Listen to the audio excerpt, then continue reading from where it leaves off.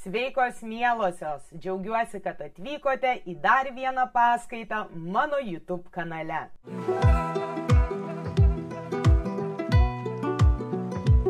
Šiandien kalbėsime apie afirmacijas. Paaiškinsiu, ką tai reiškia, kodėl afirmacijos gali būti labai naudingas įrankis, kai dirbame su pasąmone ir kaip atlikti tinkamą afirmacijų praktiką. Taigi pradėkime nuo pačio termino – afirmacijos. Ką tai reiškia? Afirmacijos yra pozityvūs teiginiai, kurie padeda mūsų pasąmoniai pasisavinti naują informaciją. Kai kalbame apie savo mintis ir elgesį, žmogus galvoja apie 60 000 minčių per dieną ir priima apie 30 000 sprendimų. Tai reiškia, kad kiekvieną dieną, kai atsibundame iš lovos, mes pradedame kurti savo realybę. Ir mūsų mintys yra labai dažnai pasikartojančios. Tai daugelis iš tų minčių, kurias galvojam vakar, kartosis ir šiandien.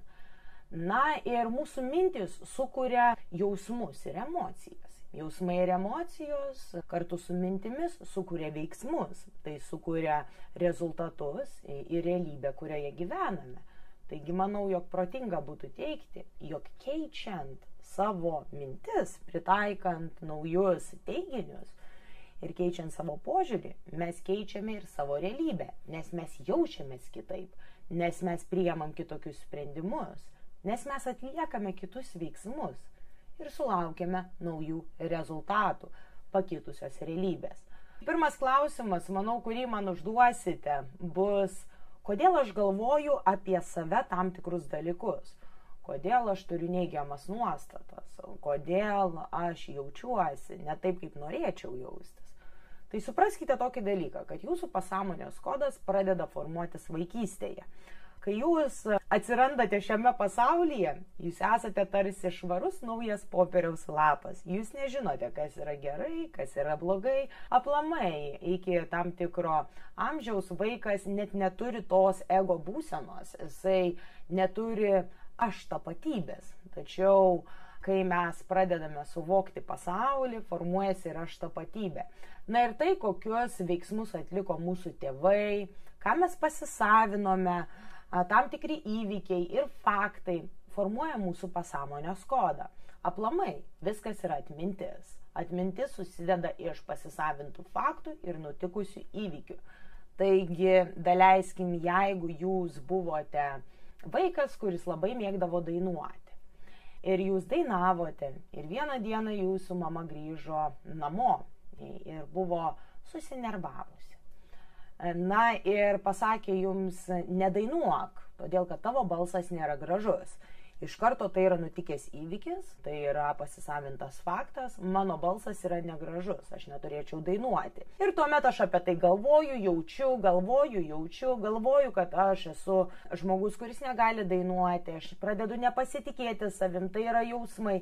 Ir tai lydi mane per gyvenimą. Tai, kokias nuostatas žmogus turi apie save ir apie savo gyvenimą, yra pradėta formuoti jo vaikystėje. Taigi manau, jog protinga teigti, jog tam, kad suprasti, koks yra jūsų pasąmonės kodas, yra svarbu atpažinti savo vidinį balsą, ką aš galvoju apie save ir iš kur tai galėjo kilti, kokie įvykiai, kokie faktai įsisavinti lėmė mano nuostatas, todėl kad mes suformuojame savo nuostatas patys.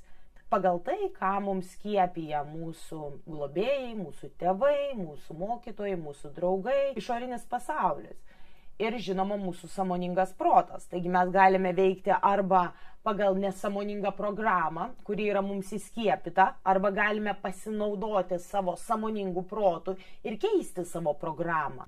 Visada yra svarbu pirmą atpažinti savo nesąmoningą, nuodijantį save mąstymą. Ką jūs galvojate apie save, apie pasaulį, apie savo vidinę jėgą, kas yra netinkama, kas stabdo jūs, kas verčia jūs plaukti pasroviui. Iš kur galėjo kilti tos nuostatos? Nereikia per daug analizuoti įvykio, reikia analizuoti tai, kaip aš jaučiuosi. Todėl, kad kai mes suprantame, kaip mes jaučiamės, mes galime pastatyti tvirtus pagrindus, kas padės pakeisti tas nuostatas. Daleiskim, jūs matote, kad jūs nepasitikite savimi, nevertinate savęs, negalite judėti į priekį, todėl kad nemylite savęs. Taigi visas šitas nuostatas reikia atrasti. O galbūt jūs išsiaiškinat, kad esate labai kontroliuojanti, esate valdoma baimių tam tikrų. Kiekvienas žmogus yra skirtingas. Jis turi atrasti savo pasąmonės kodo spragas, klausdamas savęs tam tikrų klausimų, atlikdamas savianalizę. Klausimai, kuriuos patariu savo užduoti, yra, ką aš galvoju apie save, kaip aš jaučiuosi, kai užduodu savo klausimą, kas aš. Kokios mintys ateina man į galvą? Kaip aš ilgiuosi? Koks yra mano elgesys? Kaip tai atspindi mano mintis? Taigi tokie vidiniai klausimai ir pasinerimas į savo vidinį pasaulį. Kai suprantate, ką jaučiate savo, arba ką norite pakeisti, leiskim, kokios negatyvios nuostatos jūs stabdo nuo judėjimo į priekį, tuomet rekomenduoju atrasti priešingybę. Tai yra, jeigu aš nepasitikiu savimi, tuomet aš pasitikiu savimi. Jeigu aš nemyliu savęs, tuomet aš myliu save. Taigi kiekvienas žmogus turi turėti individualias afirmacijas savo, o ne kažką, ką jis randa užrašytą internete. Vieno žmogaus problema yra nepasitikėjimas savimi. Kito žmogaus problema yra tai, kad jisai yra per daug kontroliuojantis. Trečio žmogaus problema yra ta, kad jis negali atsipalaiduoti. Jo energija yra išsibarščiusi į visas puses.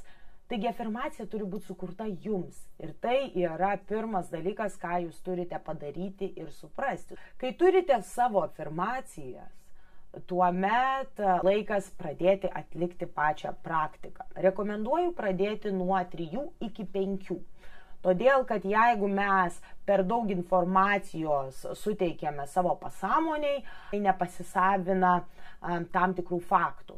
Tai yra nedaugiažodžiauti. Atrasti nuo 3 iki 5 dalykų, ties kuriais jūs norite dirbti savo charakteryje arba savo veiksmuose, ką norite tobulinti, ir tai bus jūsų afirmacijos. Ir kai jau jausite stiprios, pasiekusios rezultatus, ir įvaldžiusios šias 3 arba 5 afirmacijas jausitės kitaip, galėsite prieiti prie naujų. Tačiau pradžioje dirbame su šiais faktais.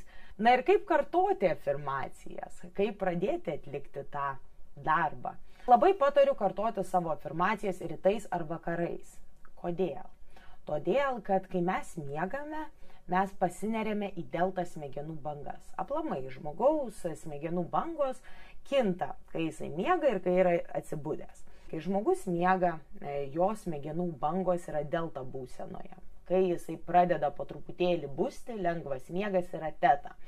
Tuomet meditacinė būsena yra alfa ir būsena, kurią žiūrite šį vaizdo įrašą arba kurią funkcionuojate, yra beta. Taip pat mes turime vidutinio lygio beta, aukšto lygio beta, bet apie tai pakalbėsime kitą kartą.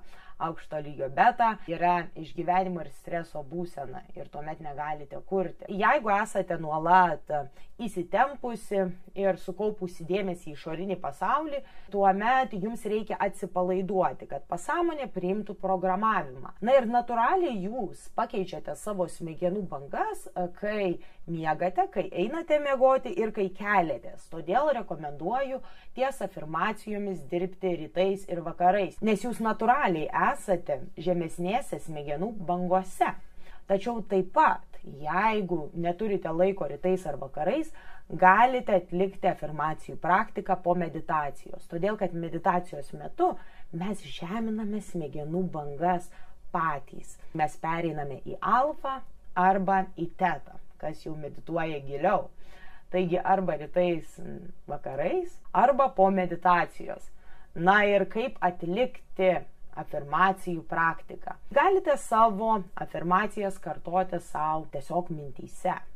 Tai įsisavinti tas afirmacijas, kurias užsirašėte, kurios yra priešingybė jūsų dabartiniam pasąmonės kodui, ir tiesiog kartoti savo mintyse. Pavyzdžiui, jūs nemylite savęs. Taigi po meditacijos arba ryte ar vakare jūs tiesiog kartojate savo: aš myliu save mintyse. Taip pat galite ir garsiai kartoti: aš myliu save. Pats veiksmas turėtų būti toks, jog jūs norite paliesti savo sielą, kad jūsų siela jūs išgirstų, kad jūs keistumėte pačią programą, o ne tiesiog be jokio jausmo tai kartoti. Afirmacija turi būti susieta su emocija. Taip pat galite kartoti žiūrėdamos į veidrodį. Žiūrėti į veidrodį ir kartoti savo. Aš myliu save.